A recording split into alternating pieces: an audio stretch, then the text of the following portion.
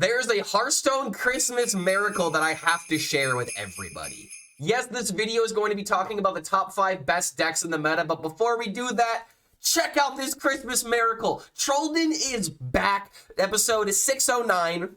Very nice. And he uploaded this on Christmas. We literally got a Christmas present for being in the Hearthstone community, and that is the first Trollden upload for the first time in 7 months. Like, I still am probably going to be doing my own episodes because it's one of the most fun Hearthstone content that I can really make right now. But I also wanted to showcase that, I ended up making a comment saying that Trollden is back, this is not a drill, and he actually responded to it saying, "Hi Clark, it was you who actually brought back the joy of editing. Great content, my man."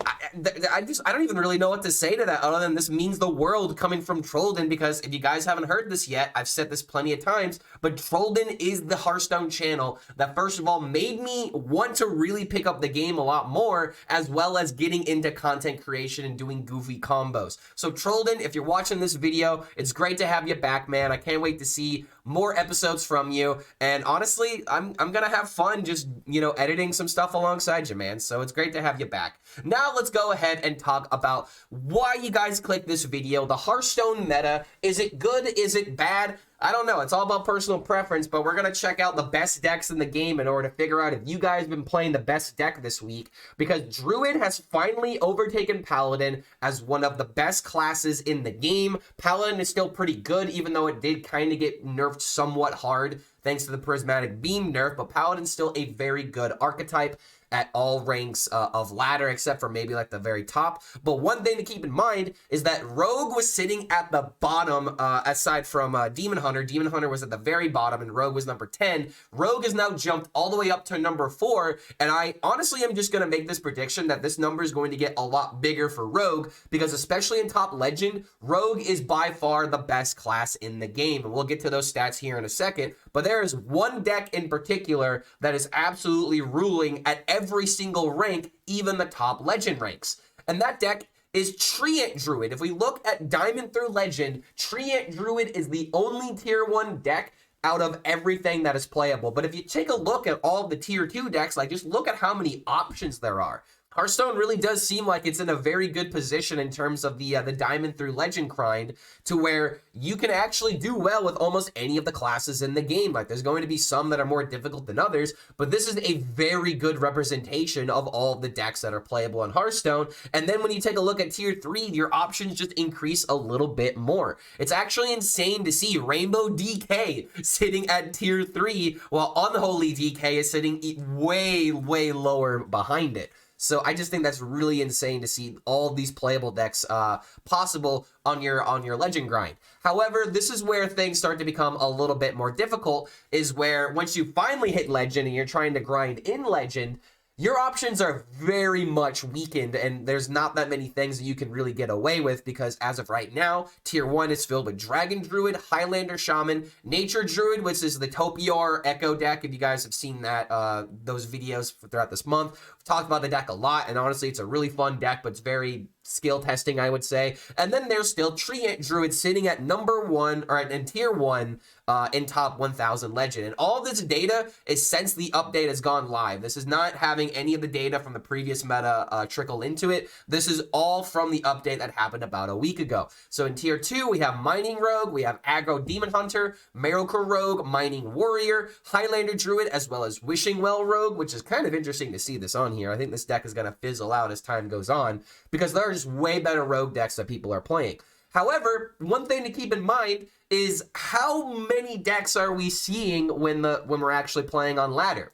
And it's actually not a lot. If you look at Diamond through Legend, Treant Druid has 190,000 games since the update went live. This is not having any other type of data find its way here. This is since the update. And then after that, you have Earthen Paladin sitting at 100,000 games. And then you have Aggro Paladin and Thaddius Warlock as the next 2 decks. But you see this gigantic jump to where we go from like about 100,000 games to not even 50,000, not even 40,000, barely covering at 38,000. Aggro Paladin players are still populating Diamond through Legend. Then we have Thaddius Warlock, Control Warrior as the only other classes and decks above 30,000 games. Then we have Automaton Priest, No idea how that got there with a 52% win rate after 29,000 games. But there's Automaton Priest, Rainbow Mage, Plague Death Knight that are the only other decks that are sitting above 20,000. And then below that, we have Dragon Druid, Aggro Paladin, another Plague DK, a different kind of Treant Druid, and then we're getting into more duplicates. But those are the decks that are most popular Diamond through Legend. But then this begs the question, what about Top Legend? In Top Legend, we have the Treant Druids. They are still there. There are still 5,000 games over this past week at Top 1,000 Legend with a 53% win rate. That is pretty decent. But if we look at the rest of the decks, we're seeing a very similar problem to our Naga Priest is sitting at 1,300. Thaddius Combo Warlock, which we will talk about this deck when we get to this, is sitting at 1,000 games, but barely has a 50% win rate. We have Mining Rogue, Aggro Demon Hunter, another Mining Rogue, Aggro Paladin, Mining Rogue, Mining Rogue, Mining Rogue, and even more Mining Rogues. So if you were to tally up all of these games with Rogue in particular, then I would actually not be surprised if this number is higher than the amount of Treant Druid games. Honestly, I'm lazy. I'm not going to do all that addition because I got videos that I got to make, and I'm kind of running behind schedule at the moment. Don't let anybody know that. But regardless, Rogue is the other most popular class in Top 1,000 Legend, and when it comes to the power level of Rogue, I don't even think it's close. I think that Rogue is actually the best class in the game, specifically at Top Legend, but it's kind of similar to the Wild Palm Knoll Thief Rogue. So it's just one of those things to where it seems to be more of a Top Legend problem, but I believe as we figure out the best 30, we are going to see a lot more Rogue players populate more than just Top 1,000 Legend, because since I've been playing, I've been essentially Top 1,000 this entire season. Rogue is really all that I'm seeing if I'm not seeing Druids or something that's trying to specifically counter Rogue. And before we talk about Rogue and look at the deck list, I want to go over this tweet by Jay Alexander where he's talking about Gear Shift and Breakdance are both bad cards and Excavate Rogue for roughly the same reasons. Scorpions are just not that powerful. And I agree and disagree with this to where I agree that he's saying that Gear Shift and Breakdance are bad cards and Excavate Rogue because they're very, very limited. But I don't believe that Scorpions aren't that powerful. I think that this is a pretty good card that can bail you out of a lot of situations. But the tempo of the deck being supplemented by the random cards, I believe goes a little bit harder than Jay Alex maybe originally crediting on his tweet. Maybe this has changed. This tweet was made yesterday, so maybe he's gone through some different things. I don't know. But now that we've talked about what exactly the meta is looking like, let's actually look at the decks that are playable, in my opinion, at Top 1,000. And these are going to be the best decks that you can grind with. Sitting at number 1 is going to be the Rogue, but we have three different Rogue decks that I want to showcase you guys that really gives an idea on where people are landing in terms of their deck lists, as well as why they are landing on these cards. So case in point, Gear Shift, there's one copy of it with with 2 copies of Breakdance. These are the first cards that you could cut if you want to put in something a little bit more tempo oriented. But the whole point of this deck is to get value from Shatter Shambler into Scourge Illusionist. So that way you can get extra copies of Drully the Kid, excavate anywhere between like 4, 8, 12, even 16 times. Someone in my chat told me they actually had a game where they excavated 16 times. That's 4 Scorpions, by the way. And any single card that you get from the Scorpion at that point is pretty much going to be 0 mana because it got changed. It now reads, get 4 random spells as a battle cry. They cost 1 less for each time that you've excavated this game, and that has been changed to where if you excavated 8 times, you got the spells for 1 mana. But regardless, this is a much better change because now the first Scorpion is not really dead weight. It's not like you have to invest all of this mana to eventually get the payoff that won't happen until the very later parts of the game. The first Scorpion can very much change the time of the games by getting like a 2 mana Light Bomb, for example. There's plenty of insane cards that you can get from the Scorpion. But the other card change that is really important to note here is Velorok Windblade. It used to be that while this card was in your hand, you had to play 3 cards from another class in order to get the 3 mana 3/6. Now you just gotta play 1. That's really good. There's no other way to put it because cards like Stick Up, for example, are a perfect way of being able to get the minion out. Because case in point, what if you play Stick Up and then you get a 2 mana card? If you play this on turn 1, you can easily play that 2 mana card, and then you have the 3 mana Velorok just waiting to be played. And there's just a lot of situations where Stick Up is the perfect card to help you find removal, help you find healing, which is very important in a deck like this. this card 100% deserves a spot in this deck. But the rest of the deck has random generation as well in order to give you that 2-3 curve potentially out of your creation, because you still have preps. You get a good card out of this for 2 mana. That's a spell. You can prep, play the spell, and then play the Velorok as a 3/6, and then you get that immediate damage, discover another card. Like, you kind of see how easily this kind of deck snowballs here.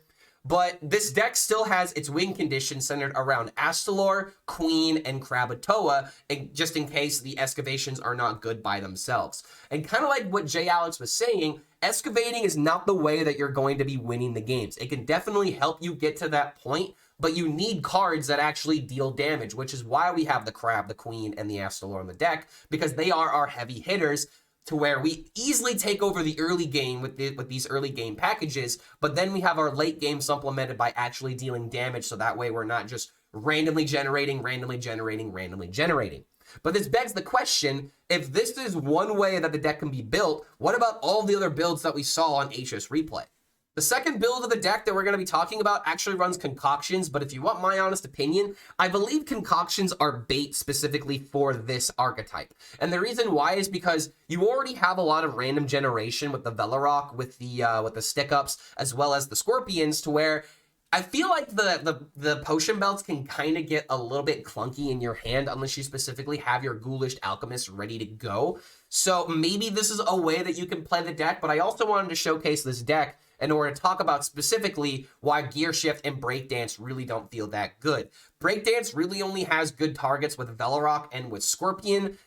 Technically, you could do it with Queen, but I wouldn't recommend it. It's probably way too slow. So I would say that if you want to cut these cards, it does make sense. I don't exactly know what to put in for Breakdance specifically, but for Gear Shift, I am not seeing enough decks that are running Finley, mainly for 2 reasons. Because number one, it's good to have a mulligan in case you have cards in your hand that are too clunky, or if your Scorpion gives you cards that you just simply don't want to play. But because of how important it is to not draw Drilly the Kid, this is your patches, by the way. You never want to draw this card. When you have those situations where you draw Drilly, you want to have Finley to put it at the bottom of the deck, so that way you don't have to worry about it again. Because the whole point of the deck is to play the Shatter Shambler into Scourge Illusionist, get as many Drilly procs as you can, so that way your Scorpions are essentially giving you 1 mana cards no matter what they actually give you.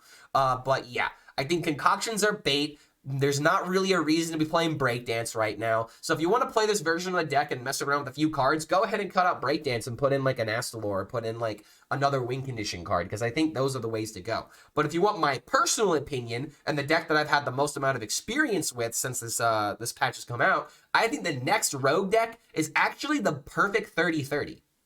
And this is not a deck that I made. This is a deck that I saw on Twitter, but I found it very interesting that there are some people that are trying to turn Rogue or trying to turn Excavate Rogue into Dagger Rogue. Because if you think about it, it makes a lot of sense to have the 1/3 weapon as a setup, and then you can stack Deadly Poisons, you can stack Harmonic Hip Hops, you can stack your Mic Drops, and you still have what the deck is known for with all of the random generation, all the Excavate cards, and now the curve just, look at that beautiful curve. But now the curve looks perfect with barely any cards costing above 2 mana. You only have essentially 6 cards that are more than 2 mana. So the goal of this deck is just to play for tempo, play your cards, and be as aggressive as you can. Especially when you're pressuring like a 9 damage weapon. This is something that I have done.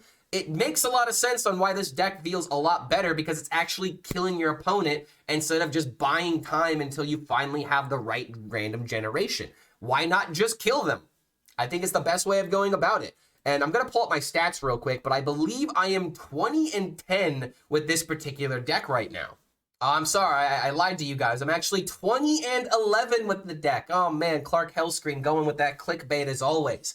But yeah, like these are all games that I have played around top 1,000, and I'm currently sitting around rank 662. So I got my top 1,000 back. Don't tell anybody that I got 4 digits. That's just a mind game that I'm playing on all you guys. I've always been above 1,000 this entire season. But this is the deck that I've gotten this rank with, and I do believe it's the best version of this deck, and I really do believe this is the best deck in the game if you don't want to play Treant Druid. So Rogue is sitting very, very well in this particular meta, but the question is, if Rogue is on top, how do we beat Rogue, and what other classes or what other decks can actually compete with it? And one of those decks that can definitely compete with how quickly Rogue can play is the new Thaddius Warlock. If you hated Thaddius because your opponent would play cards like Drek Fear and big taunts and like try to like make these big lifesteal turns, you don't have to worry about that anymore because the deck just kills people on turn 6 now. Oh my god, what have we evolved into? Thaddius is actually really freaking good right now, and the reason why is because you can literally play almost your entire deck if you play the deck correctly. This is one of those decks to where it's going to be very difficult in order to play it perfectly because how fast you pop off the combo, waiting for animations, like you really don't get to sit around and think about your turns. This is one of those decks to where you should only play it if you are familiar with how to pop off the combo. So what exactly is the combo? The whole point of this deck is to actually mulligan for Thaddius. That's right, you want Thaddius in your mulligan as well as the slime. So that way on turn 6, as best case scenario, you can play the slime, kill it with either a Chaotic Consumption or a Spirit Bomb, which is why we run 2 of these in the deck. You can kill it off with Chaotic Consumption or Spirit Bomb, kills the slime, summons the Thaddius. Doesn't matter what polarity the Thaddius is at, because when you discard Thaddius from the slime, it will always come back with its original text of your odd cost cards cost 4 less. So that's why the entire deck is just nothing but odd cards except for Thaddius, because the moment that you do this combo, all of your odd cards are going to cost essentially 0. So you want to play your Sludge on wheels, play Plague Corruption in order to deal damage to them, because it deals damage to all minions, not just, you know, your opponent's minions. So if you play 2 of these, play 1 Plague Corruption, that is already adding 4 sludges to your hand as well as to the bottom of your deck. And then you can play Silvermoon Arcanist in order to play those sludges for, I believe, 5 damage, or is it 6 damage now?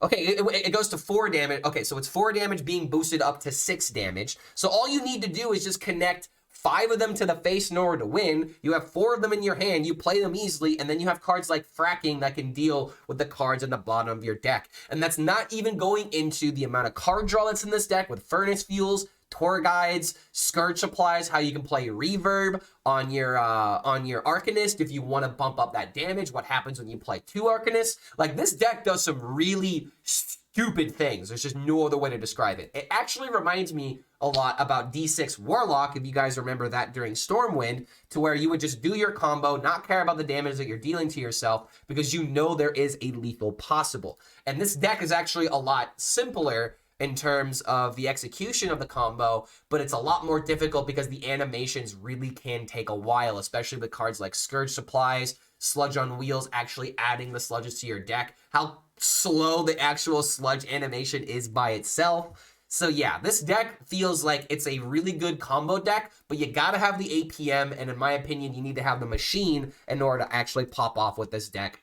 the way that you would need to. And Talon is in the deck because you just want to draw Thaddius, and when you've already drawn Thaddius, you draw your slime, and if you've already drawn your slime, you play Talon, you get the Sludge on Wheels of the Arcanist. So it actually feels like a perfect fit in this deck, having Talon in the deck in order to give you that extra bit of consistency.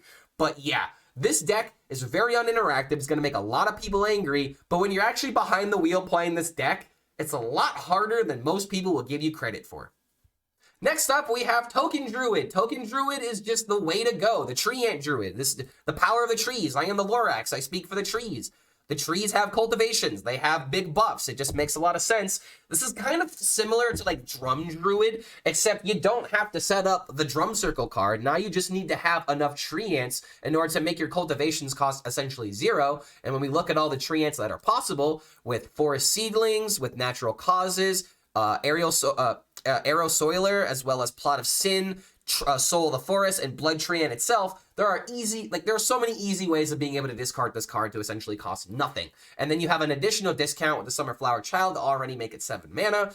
This deck is just honestly crazy. I have played 2 games with this deck and haven't won with it because I get super bored playing these kind of archetypes. But if you want to play a deck that is very simple and is very hard for your opponent to counter, then playing Treant Druid might be the way to go, because you have very simple curves of playing like Cactus Construct into the 2-drop, into playing like an Arrow Soiler, and then you have the Living Roots into the Herald of Nature in order to just build up a big board. This usually just wins by itself, but then if your opponent somehow finds a way to clear, you have Plot of Sin ready to go as a 3-mana 10/10.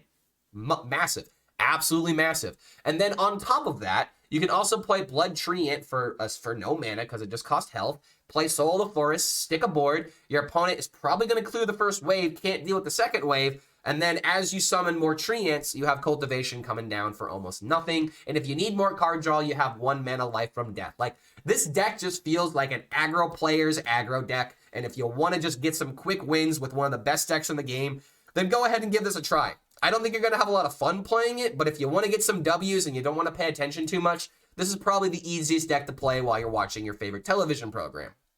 And if you don't like that version of Druid, then you can still play Dragon Druid as one of the most broken decks that just summons the most amount of stats. Because there aren't really a lot of control decks playable right now. Like, they are there, and I do have some control decks in this list in case you guys want to go with a different approach. But Dragon Druid, I believe this is the archetype that was also brought to Worlds. I'm not sure if I remember an Amalgam being in the deck, but you still got Malagos, you still got Alexstrasza in order to deal that last bit of damage to end games. You still have insane Dragon Golem turns that are possible, not only by adding more dragons with the Photo Drake, but being able to buff them with cards like Asharan Gardens. So this deck still has a lot of sustaining power, and I feel like one of the only reasons why we're not seeing more of it is because this deck just sometimes is very simplistic and very linear. It does the same thing every single time. But again, if you just want to win games, this is a very good deck to try out and get some easy wins with, because Splish Splash Whelp into double Nest Matron into like a Spine Drake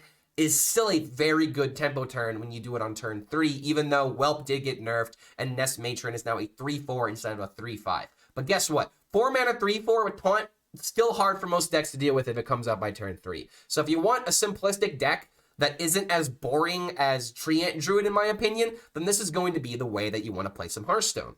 Next up is Naga Demon Hunter, and it turns out that this deck is still just good because Sharpshooter coming out by turn 4, turn 5 just simply ends games. Not really much to talk about here. I've already talked a lot about Naga Demon Hunter, so if you want some breakdown specifically on this deck, I would highly recommend that you check out the channel and check out the videos that I've already had covering this deck. But one thing that I want to show you guys is how some people, and by some people I mean literally one person that I saw post about it on Twitter, actually made an argument for Argus the Emerald Star. And I would say that this is good and very bad. The situations to where Argus actually makes a difference is a lot of fun, because if you have a bunch of 0 mana Nagas and 1 mana Sharpshooters, there's almost no way that you're going to miss the combo. However, you have to make it to turn 7, or you have to get lucky enough in order to have Greedy Partner value to play this card as early as turn 5 if you've already started with the coin, or if you play both Greedy Partners and get the coins by turn 5. However, this card is probably more of a win more card, to where you've already won the game. Why do you really need the discount from the Argus, which is the main way that you're going to utilize this? But another reason why I didn't seem to really mind it is because you have Lifesteal and Rush. Like, it just makes a lot of sense if you can stick this card, but you're really not going to be able to stick it, especially a top 1000 legend. So this is a really fun way of being able to play the deck. But honestly, just take out the Emerald Star, put in the Illidari Studies, and I'm pretty sure this is the exact same deck that I showed you earlier. But if you really want to play this deck and have some fun with it and have some really insane pop-off turns, I had a couple of games with Argus that were really fun and made me change my perspective on Naga Demon Hunter a little bit. So if you want to go down that road and have some fun, put in Argus in the deck. But if you don't have the dust, or if you don't want to essentially sacrifice your win rate in order to play this card, then just put in a second Illidari Studies, and this deck still performs very well. And sitting at number 5, we have Naga Priest. And yes, I'm combining all the rogue decks, combining all the druids. These are the top 5 classes in Hearthstone right now. And Priest is actually sitting at number 5 in my opinion, because there are not a lot of people that are good enough with this archetype in order for us to see this deck as an actual meta breaker yet. I still think it's insanely good, and this deck is very, very annoying to go up against. But this deck also has what I like to call it beats itself syndrome.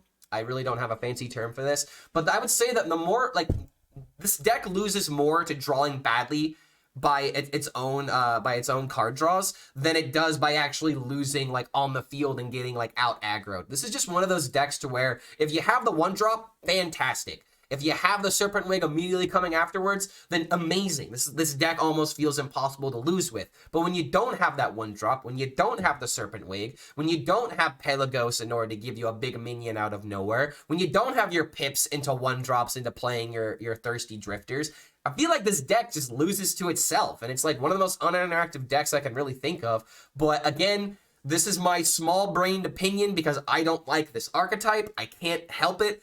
I don't seem to like these kind of priest archetypes that are all or nothing, which seems to be every single priest deck nowadays. But if you are someone that likes a little bit of a complicated deck and wants to get rewarded for learning a deck through and through, then this is a deck you could definitely have some success with. I mean, people brought this deck to Worlds, and the person that won Worlds won with this deck. So it's got to be good in that aspect, right? To where it does counter more of the field than you may originally think.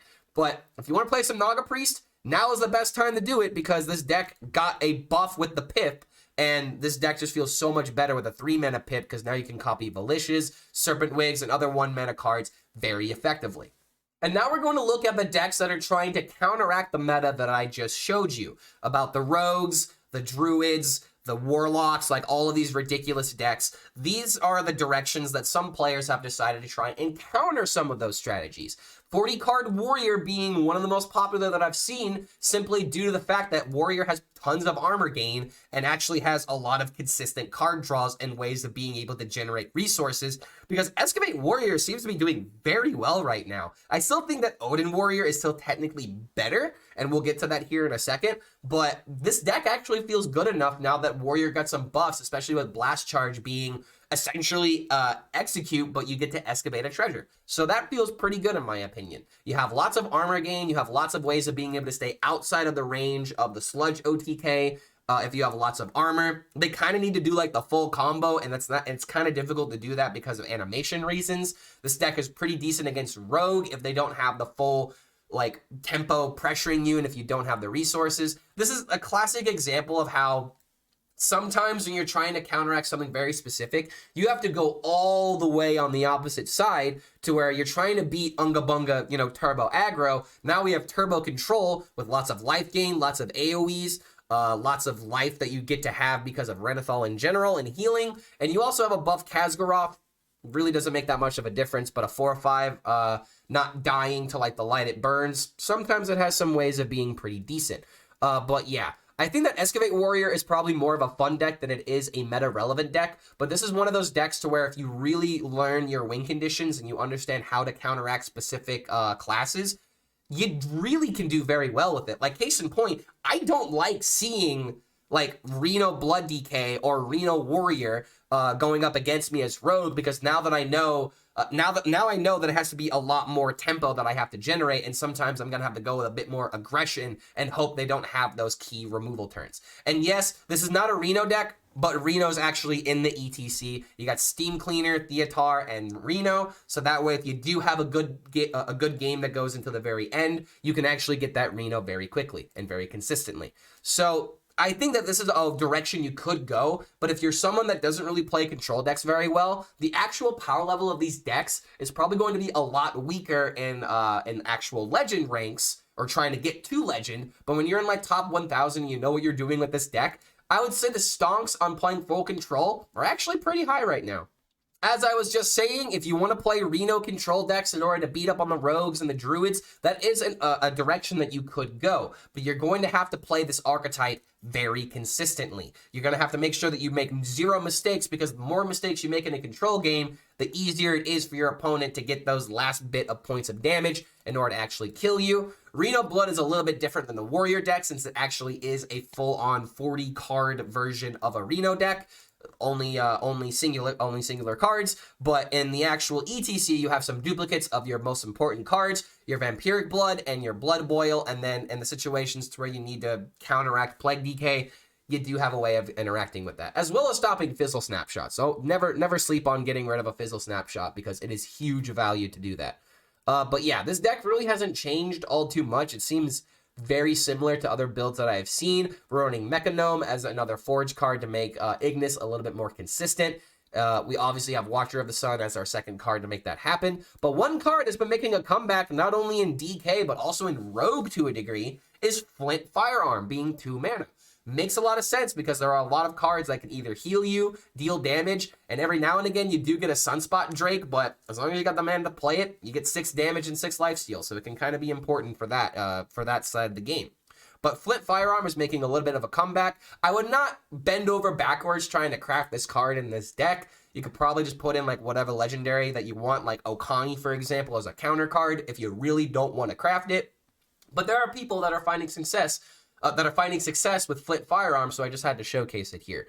But yeah, this deck doesn't really have anything that other, like, it doesn't have that many other cards that are really like, oh my god, I can't believe we're playing this in Reno Blood DK. In fact, the only card that really has that kind of effect to me is Alexandros Mulgrain. A lot of people weren't really playing this card in Reno Blood DK, especially when there was a lot of value matches that were happening, because this card just wouldn't get you over the hump. But now some people are saying this card is worth it, and I actually lost to a Blood DK while playing Rogue because this card came out on turn 7, and I could not find enough resources to either A, keep myself alive, or B, deal enough damage. So I think Alexandros has a little bit of game right now, depending on what you're trying to counteract. But just, I would not play this deck if you are not familiar with control, and if you don't know the popular deck's weaknesses right now, because you really got to utilize those weaknesses in order to have success with these control decks. Next up, we have Old Reliable, Odyn Warrior. Almost no new cards. It's actually kind of insane how this deck is still being played, but the data has shown up on this deck being popular enough to where I believe it had like a 60% win rate going into top 1000 Legend. I think that's just because this deck can do very well against Token Druid in particular. Like, you have ways of being able to gain a lot of armor. You stay out of their AoE. You stay out of their damage ranges. You have plenty of AoEs with cards like Sanitize, Trial by Fires, Belling Flames, Blade Storms. You have lots of ways of being able to commit onto the board. And then you even have like a good Yogg, and of course you have your Odin as your big boys in order to actually win the game. Ignis giving you a big weapon. Like, I don't think I really need to go into details about this deck, but because Token Druid has come back and because Rogue can sometimes fall short by a well-timed armor card, Odyn Warrior is making a comeback. It's just a matter of whether or not you want to play the old boring list or if you want to play the 40 card list with the new shiny toys of excavation cards. Next up is the deck that honestly I don't have a lot of faith in, and I searched high and low in order to try and find someone with success playing tempo sludges. And this is going back to the video that I made about the nerfs and something I'm really tired of Hearthstone doing, to where the whole reason why these cards were changed, why Barrel of Sludge got its mana cost changed as well as its damage changed, is that they wanted this to be a deck that you could play in a tempo fashion.